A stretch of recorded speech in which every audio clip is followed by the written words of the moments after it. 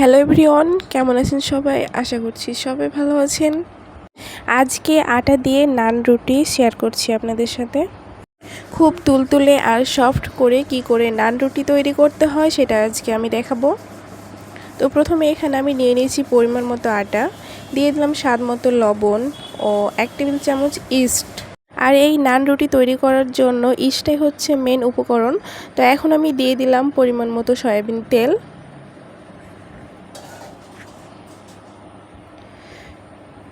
এখন আমি হাত দিয়ে ময়ান করে মেখে নিব। একটু সময় নিয়ে মাখাতে হবে। তো দেখতেই পাচ্ছেন মাখানো হয়ে গেছে। এখন আমি অল্প অল্প করে পানি দিয়ে একটি সফট ডো তৈরি করে নিব।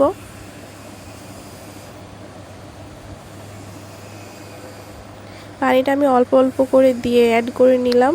দেখতে পাচ্ছেন একটি সফট ডো তৈরি হয়ে গেছে। এখন আমি কিছুক্ষণ মথে নিব। মথা হয়ে গেছে। এখন আমি একটি গোলাকার শেপ দিয়ে এইটি রেস্টে রেখে দিব 1 ঘন্টার জন্য।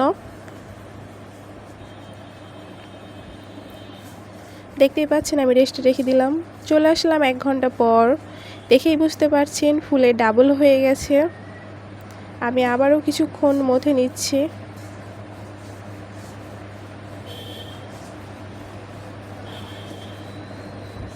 এখন আমি লেচিগুলো কেটে নিচ্ছি। বাকি লেচি রেখে একটি লেচি আপনাদের তৈরি করে দেখাচ্ছি আমি রুটিটা কিভাবে তৈরি করব।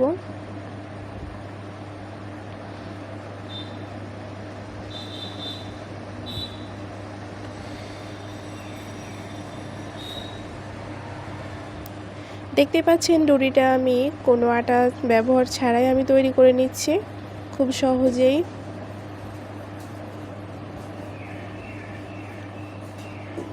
তো দেখুন রুটিটা তৈরি হয়ে গেছে।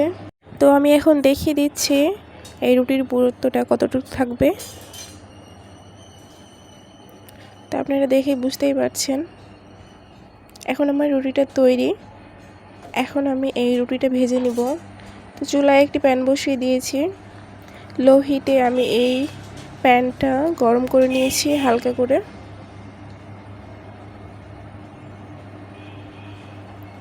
এখন আমি প্রথমে উল্টে নিব। আর এই নান রুটি খুব হালকা আঁচেই ভেজে নিতে হবে।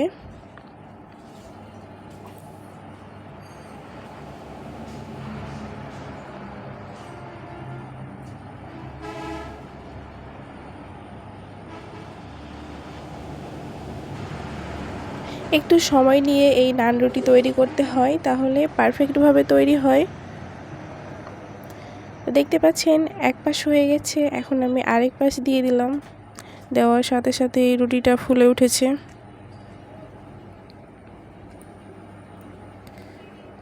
মাশাআল্লাহ, অনেক সুন্দর হয়েছে এই নান রুটি। সম্পূর্ণটাই ফুলে গেছে। একইভাবে সবগুলো রুটি আমি তৈরি করে নিয়েছি। দেখতে পাচ্ছেন কতটা সফট ও তুলতুলে হয়েছে। দেখতেও মাশাআল্লাহ অনেক সুন্দর হয়েছে। এখন আমি একটি রুটি আপনাদের ভেঙে দেখাবো রুটির ভেতরটা কতটা সুন্দর হয়েছে। আশা করছি আমার এই সহজ রেসিপিটি আপনাদের ভালো লাগবে। আর ভালো লাগলে অবশ্যই আপনারাও বাসায় ট্রাই করবেন এইভাবে আমি যেভাবে তৈরি করেছি।